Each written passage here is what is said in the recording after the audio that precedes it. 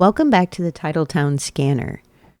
We're going over a new investigation today that we will follow because it is highly important.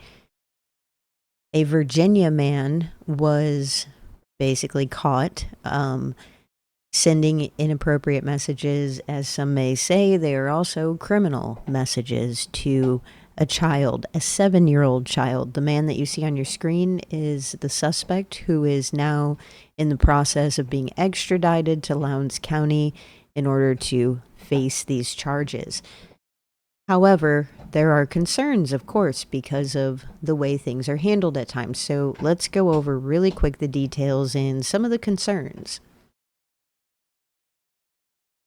So this man on your screen, that is Kyle Flores. Kyle Flores is the man who was caught making these interactions with, or participating in these interactions on the Monkey Cool app with a 7-year-old child.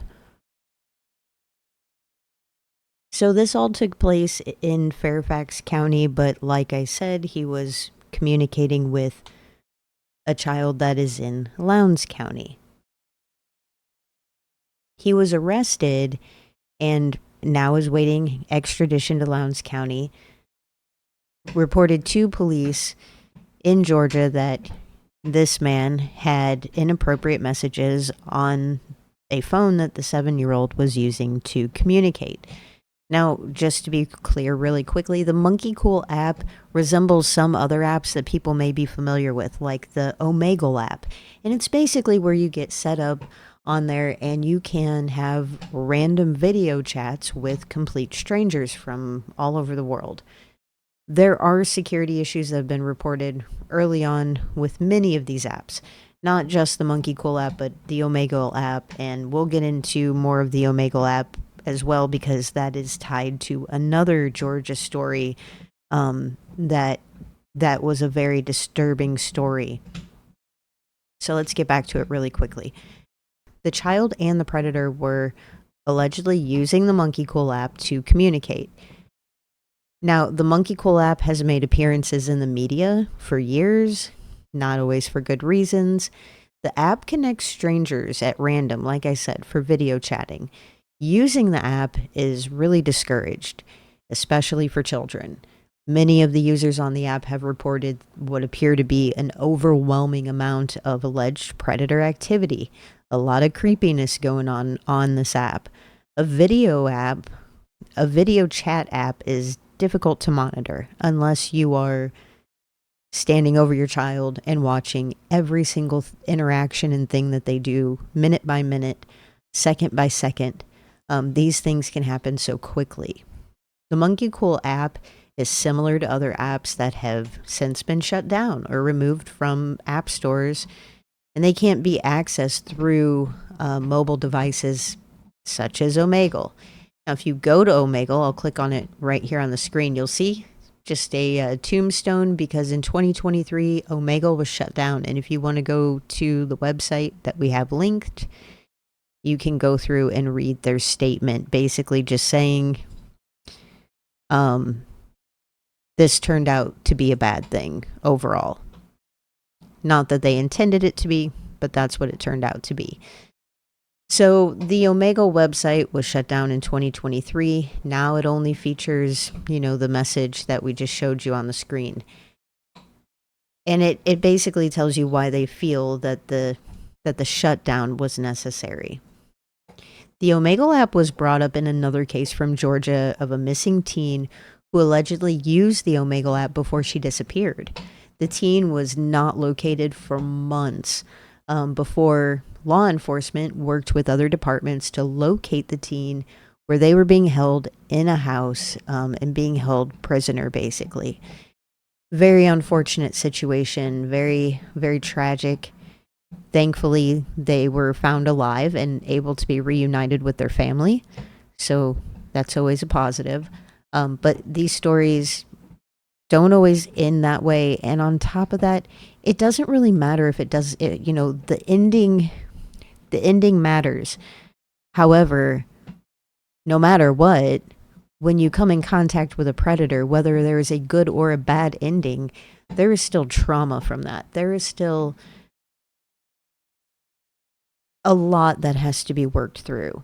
And it makes life going forward that much more difficult for the person, the victim that goes through that type of interaction, especially if it ends in the making contact. It's really, really damaging. Now, the chief, Leslie Manahan from Valdosta Police Department, stated, if your children have smartphones, please pay attention to the apps that they have on their phones. If you see the Monkey Cool app, know that it is being used by the sexual predators to find child victims, and you need to contact law enforcement. Keep monitoring your child's phones and know what apps they have access to. Okay, not such a bad statement to make, but is it helpful? Are Valdosta police officers aware of how to actually help parents in Lowndes County with protecting their children? The statement sounds about as helpful as a 1990s DARE campaign. It only highlights the issue and doesn't really provide any further education or resources. That can be difficult. People don't always know what to do to keep a proper eye on what their children are doing on smartphones and devices, gaming systems. It's not just the smartphones. Anyway, as many parents are well aware, consistently monitoring a child on any device can be really difficult. And I mean consistent, seeing every interaction, seeing what they're doing. Gaming systems, phones, computers, tablets, handheld devices, they're all being used by children daily. To properly monitor that activity on any given device, we recommend using an app that does that time-consuming part for you, and that way you don't miss anything. Both free and paid monitoring apps are available to the general public with a monitoring system in place that you can view what apps are on the device. You can see real-time reports of the activity on the device, from searches to private messages. So using monitoring apps should be done with care and consideration and only be used to ensure the safety of the child using the device. Sometimes we feel like we're in a difficult spot when we recommend using monitoring apps, because for a child that is not in a safe environment at home, that could lead to further damage for them. So with a lot of caution and care, we like to still put it out there, because this is a huge benefit to parents who can use these apps. And like I said, some are free. You install the program and you basically can see screenshots of your child's messages, their interactions. You can see real-time reports of what's going on their phone.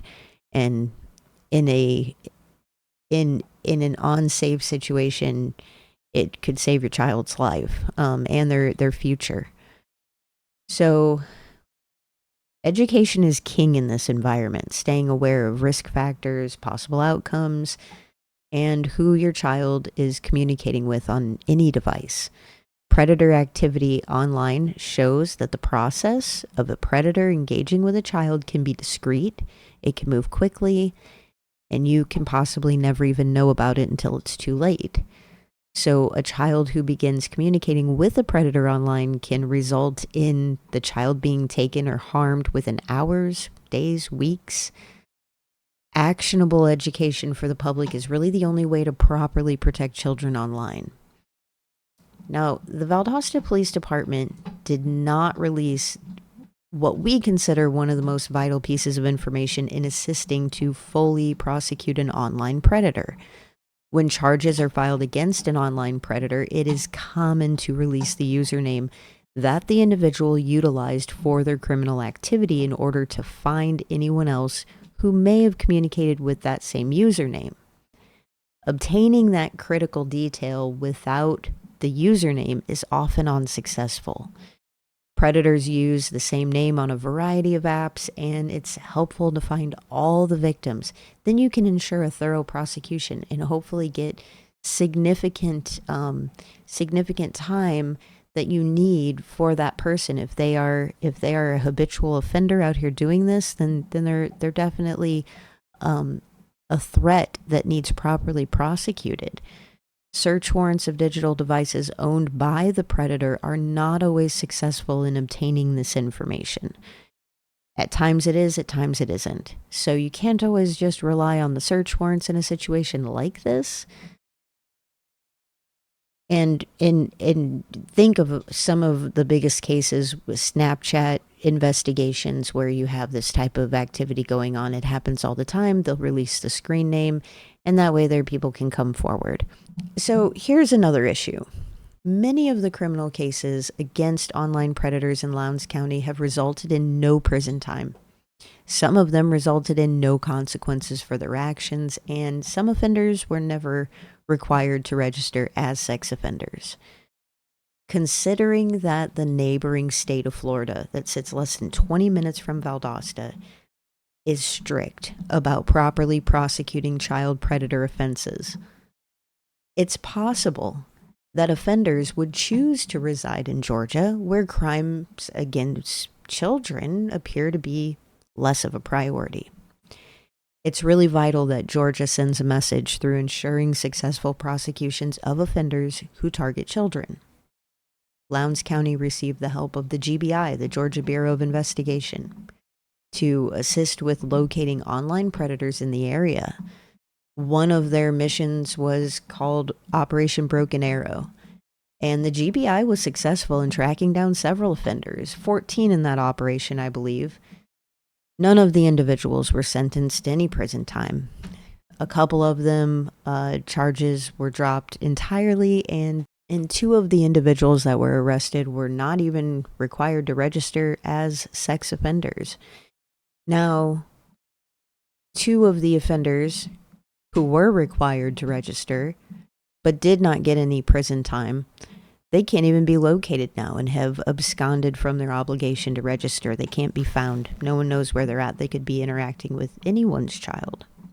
So the investigation is ongoing as Kyle Flores, the man you saw above on the photo, is processed and transferred from Virginia to Lowndes County, Georgia. If you have information to share with police, you can contact the Valdosta Police Department at 229-293-3145. And hopefully other people have seen his photo maybe, and they can report if they know anything. I think it's going to be hard for people to report anything otherwise, but hopefully we'll be able to help put the word out and track down any more possible victims. I highly doubt that this is the only one. So we'll keep track of this case and keep an eye on it and see how it moves through the court system and see if there is an appropriate outcome here. Thanks for listening.